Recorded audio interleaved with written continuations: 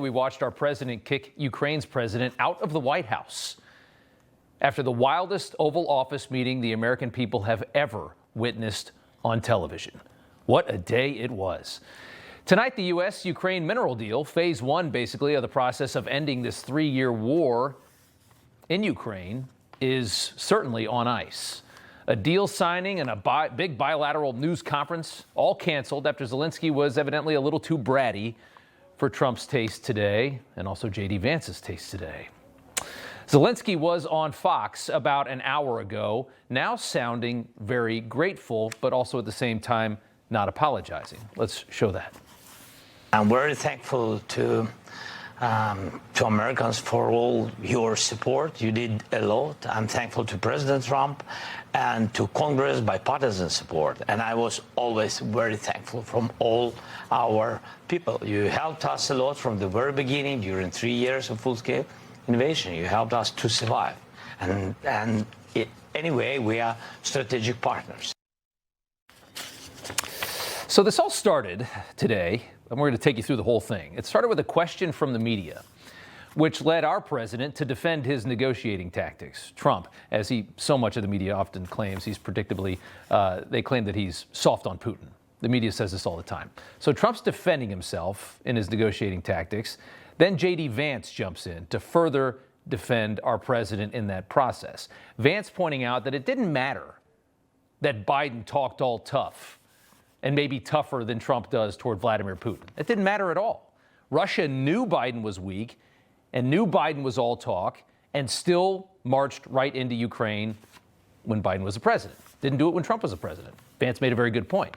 Vance insinuating Russia won't mess with this new White House, which that appeared to tick off Zelenskyy, who fired back at JD, stating that Putin broke the last ceasefire agreement that he signed with Putin in 2019, which is a picture of that happening right here on your screen. So Zelenskyy saying, hey, he's going to just do the same thing to you that he did last time. Ceasefires don't work. Zelenskyy starts mouthing off, alleging that Vance and Trump are basically fools to pursue another ceasefire with Vladimir Putin. We cut some of this so you can see kind of the impetus, the moment that today's total collapse began. Take a listen. What makes America a good country is America engaging in diplomacy. That's what President Trump is doing. Can I ask you? Sure. Yeah? Yeah. Okay. So he occupied our parts, big parts of Ukraine, part of East and Crimea. We signed ceasefire.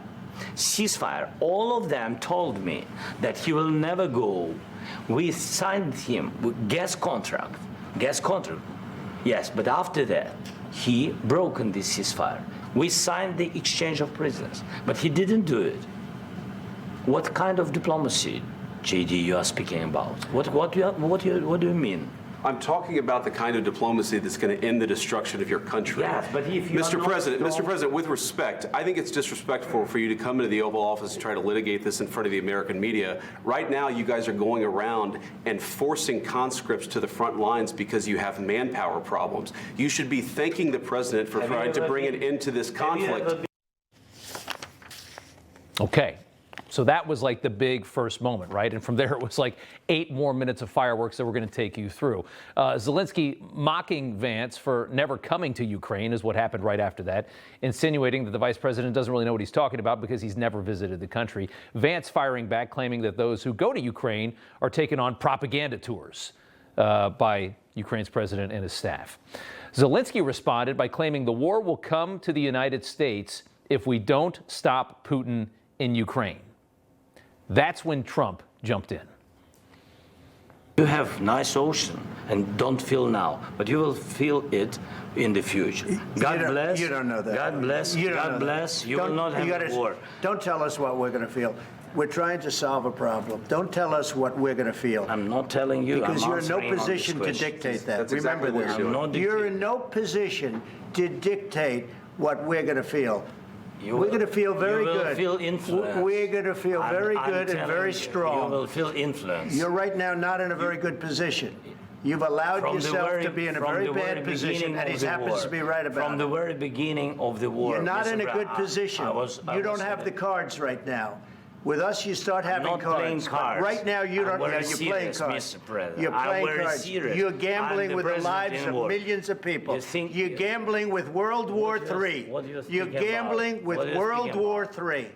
And You- what you're doing is very disrespectful to the country, this country. I'm That's with back all to you. respect to your Far country. more than a lot of people said very they respect. should have. So you see that. It escalates there. Immediately after that, Vance jumped back in and asked if Zelenskyy had said thank you one time in the entire meeting that they had today, which had gone on for about 40 minutes before all of this started happening. Take a listen. Have you said thank you once this A lot entire of meeting? times. No, in this Even entire meeting, today. have you said thank Even you? today. You went to Pennsylvania and campaigned for the opposition in October. Offer some words of appreciation for the United States of are you America speaking about? and the president who's trying to save your country. Please, you think that if you will speak very loudly about the war, you He's can... not speaking loudly. He's not Yeah. speaking loudly. Your country is Can I- in big can I- trouble. can I Wait a answer? minute. No. Can You've I done a lot answer? of talking. Your country is in big trouble. I know. You're not I winning. know. You're not winning this. Tells him he's not winning, that he's in an unwinnable war. Zelenskyy getting the hard truth. Here's just a little bit more. I've empowered you to be a tough guy. And I don't think you'd be a tough guy without the United States. And your people are very brave. But you're either going to make a deal or we're out. And if we're out, you'll fight it out. I don't think it's going to be pretty, but you'll fight it out. But you don't have the cards. But once we sign that deal, you're in a much better position. But you're not acting at all thankful. And that's not a nice thing. I'll be honest, that's not a nice thing. All right, I think we've seen enough. What do you think? Huh? This is going to be great television, I will say that. He was certainly right about that. It was unbelievable television. And to see that, to have the access to all that, and you saw right there Trump getting the final word as the media then got the boot out of the Oval Office. A photo of Ukraine's ambassador is all over the place right now.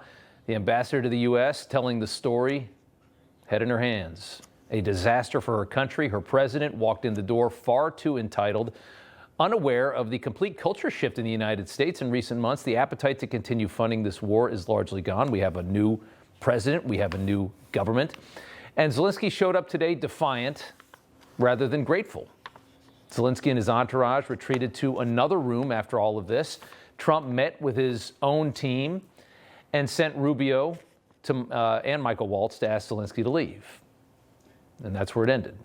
Now, reaction to this is deeply split based on politics. The left, which believes Ukraine is the most important country on the planet for the last 3 years, is absolutely enraged by all of this, whereas conservatives are pointing out just how Bratty Zelenskyy has behaved in recent weeks. Nobody has been a larger supporter of the Ukraine war for the last 3 years than Republican Lindsey Graham.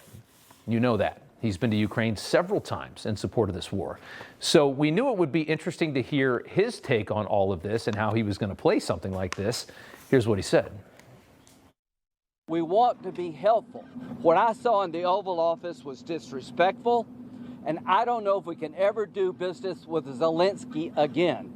I think most Americans saw a guy that they would not want to go in business with.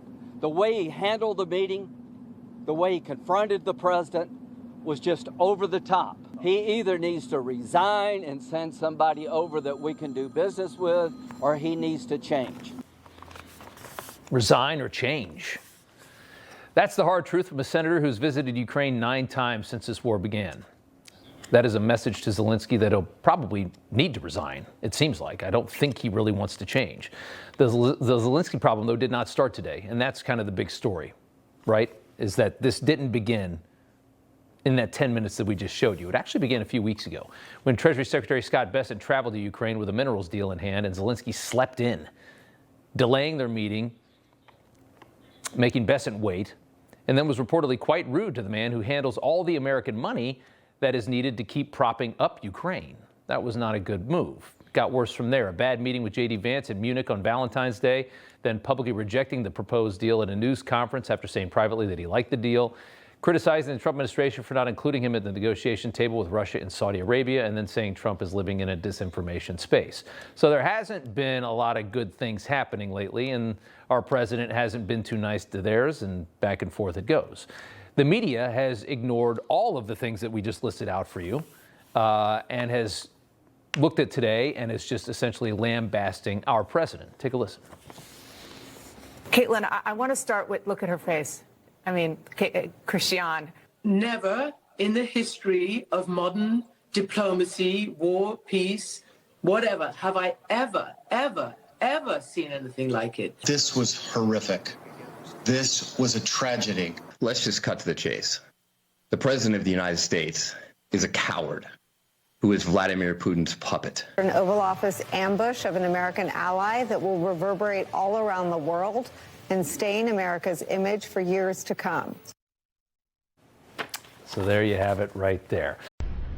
You know, everybody's reporting the same stories, the same spin. You turn the channel, it's always the same. But not us. We're different. We report the real news. No spin, just the facts.